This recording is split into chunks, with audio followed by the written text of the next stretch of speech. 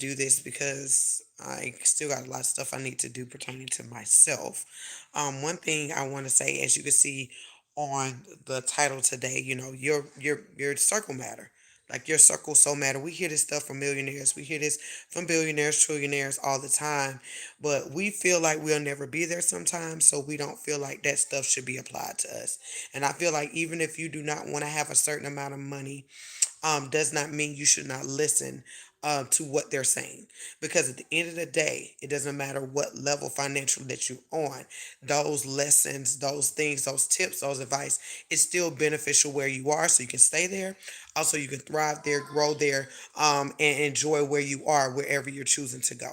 So, this is the reason why I say your circle is so important. As y'all know, y'all been hearing my god babies and my best friend and stuff like that over the last week, possibly that you've been hearing them. They're here because my best friend is not my children's um, academy teacher, so she's homeschooling them for me. Um, I'm Grace, but I wasn't too Grace. She done this before. She ran a academy before. She worked for a Christian private school. So, she been doing this for a long time. So I'm so grateful for that. But one thing I was telling her, I said, I'm so happy that I have a group of friends who, number one, are responsible. Number two, want to be responsible with their finances. Number three, understand grace and timing.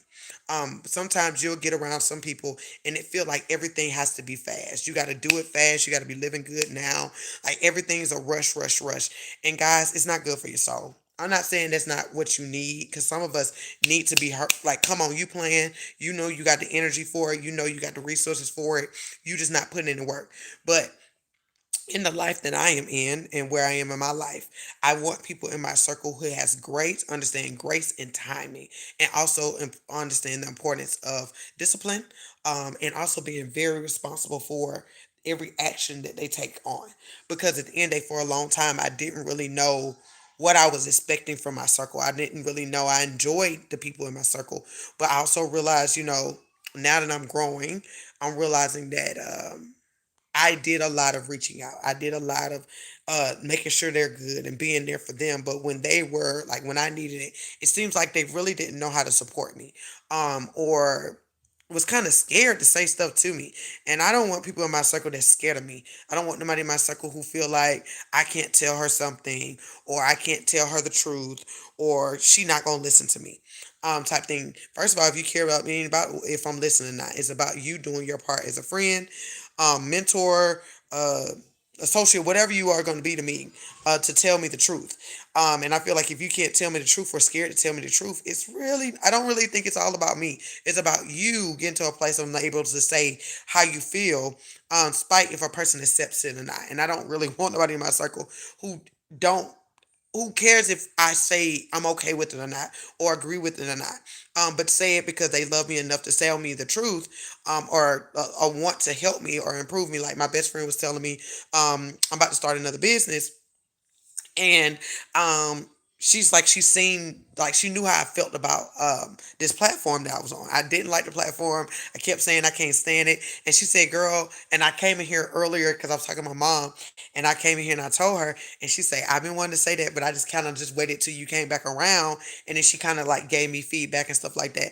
I'm grateful to have a friend to kind of not like stuff things down my throat. I'm grateful for a friend to say, she gonna come back around and she gonna understand. I understand why she's frustrated. I understand her feelings about it, and I'm not gonna be pushy. But hopefully she come back around and see how this could be very beneficial to her and help her thrive. So I was thankful that she did that and even told me that, she felt a certain way to share me something, but she was just waiting. She was giving me grace. She was being patient. She was understanding timing, and she was waiting until she got to till I got to a place where she could share something with me. And same vice versa. I shared something with her.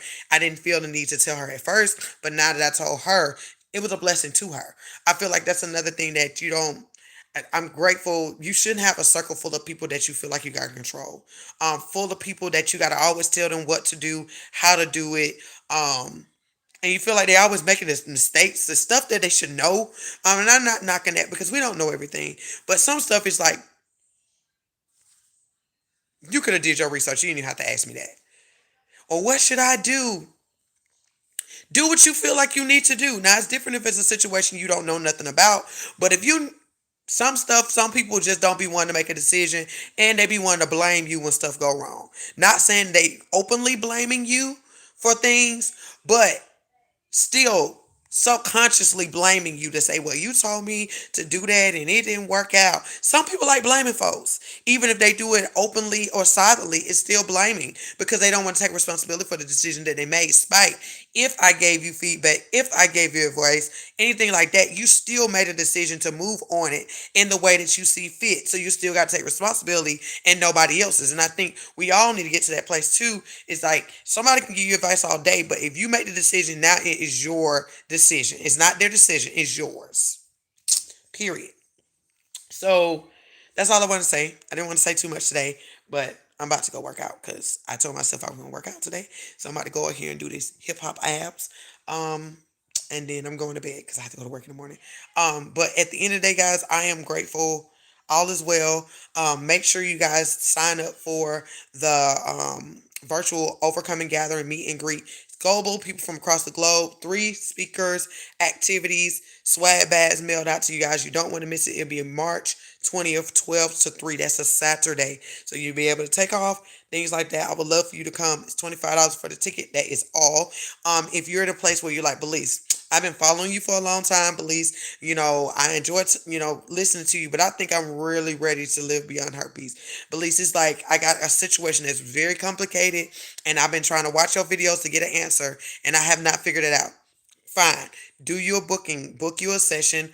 Overcoming session, guys. Book that at www.stdlifecoach.com. For my people who haven't watched my videos in a long time, I'll just let you know now that it's only one session. It's only overcoming session. It's an hour. You can do call or you can do video chat. That's the only thing that's available now. Nothing else is available to you guys anymore.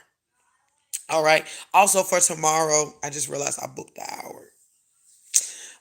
We're gonna do the live around 6. I'll say 6:30. Okay, 6:30. We're gonna shoot for 6:30 because I realized I overbooked myself and I gotta work tomorrow to 4:30.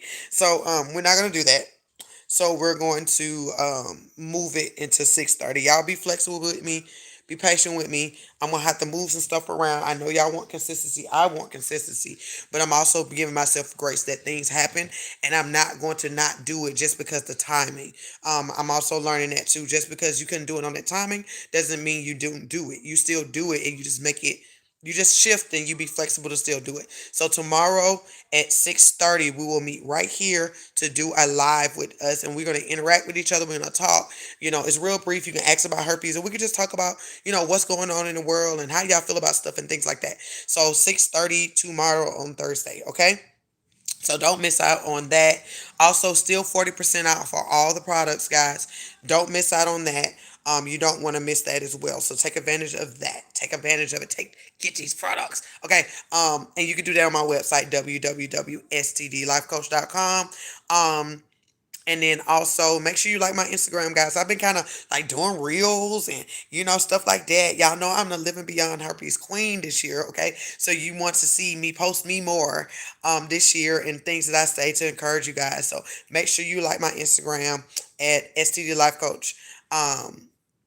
And we'll go from there. So I love you guys, and I hope y'all week is going amazing. If not, make a decision to make it good until Sunday. Okay.